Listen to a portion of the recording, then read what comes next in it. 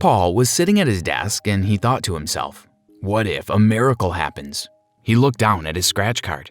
He scratched it off and he found 3 matching objects. Wow, I won something, he thought. Let's see what I got.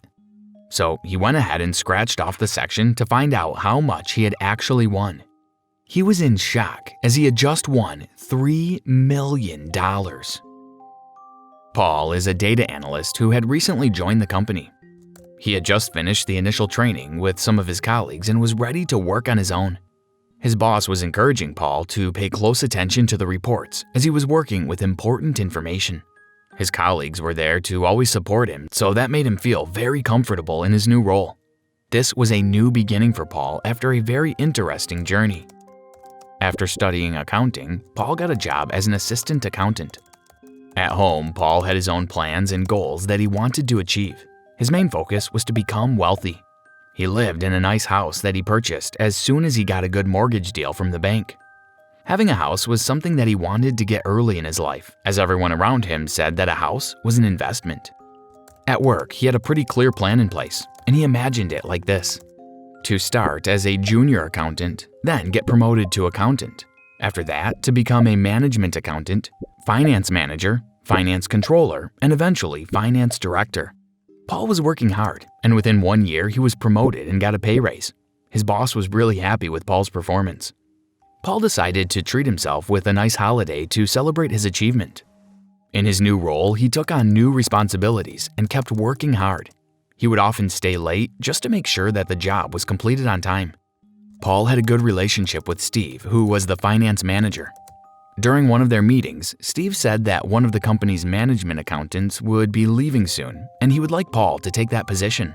This motivated Paul even more, and sure enough, he was the one who got the position. With the promotion came a nice increase in his salary, and he decided to get himself a brand new car.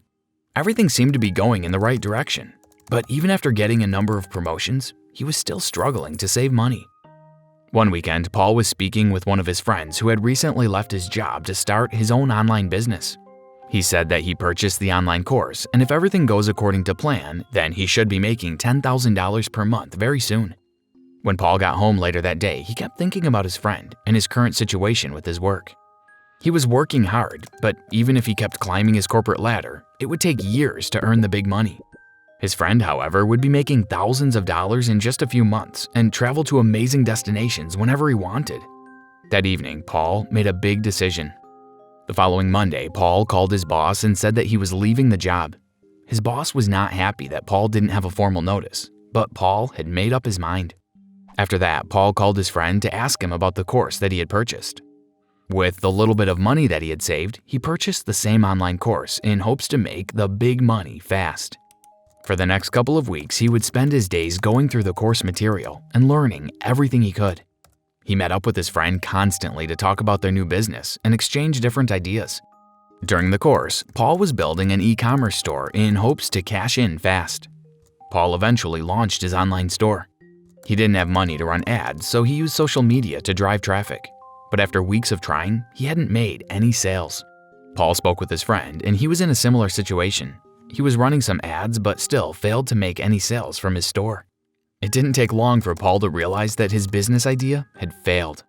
Paul was broke and he didn't know what to do. He had no money, no job, and not even a hope. Paul was completely destroyed. He went for a walk to clear his mind. Paul was thinking how he always wanted to be rich, but he had achieved nothing so far in his life. On the way home, he went to the grocery store to get some food. As he was standing at the till, he noticed that there was a lottery ticket, so he picked up one. And as he was leaving, the cashier said, "I hope you hit the jackpot." Paul was sitting at his desk and thought to himself, what if a miracle happens? He looked down at his desk. He scratched off the numbers, and it was a match. "Wow, I won something," he said. "Let's see what I got." So he went ahead and scratched off the section to find out how much he had actually won. He was in shock as he had just won $3 million. Paul's life changed immediately, and he went from financially broke to a wealthy man. He purchased a villa, the latest model of his dream car, a Ferrari, and he started to go on luxurious holidays. His life was great. But while $3 million seemed like an unlimited amount of money just after a few months of active spending, it was running out. No problem, Paul thought. All he had to do is invest the rest of his money because money makes money. Of course, he wanted to get the best return on his money, so he found some investing options online. There was this opportunity to invest in a brand new cryptocurrency and make a serious return on investment. Paul had about $1 million left, but he wanted to maximize his returns, so he borrowed another $1 million from the bank against his villa. With this investment, he was told that when the new cryptocurrency takes off in about 6 months, he would be able to cash out $10 million or even more. His new lifestyle was expensive and he needed money, so he decided to go ahead with the investment. Unfortunately, things didn't go according to plan, and just 3 months later, the cryptocurrency had disappeared and all his investment was gone. He lost everything. In a few short months, he went from millionaire to a broke man. All his life, he thought that his problem was the money, but when he had it, he didn't know how to hold on to it, and therefore he lost it all. There was a different problem, and Paul wanted to figure out what it was. He went to the library and looked for information on why lottery winners go broke. It turned out that most people are miseducated about money. He didn't want to accept it, but facts were against him. He just went from $3 million to $0, so he decided to start educating himself. But first, he met up with his brother and asked to lend him some money so he could pay his bills and get some food. As he started educating himself about money, he learned about lifestyle inflation, the money trap that keeps people from achieving their financial goals.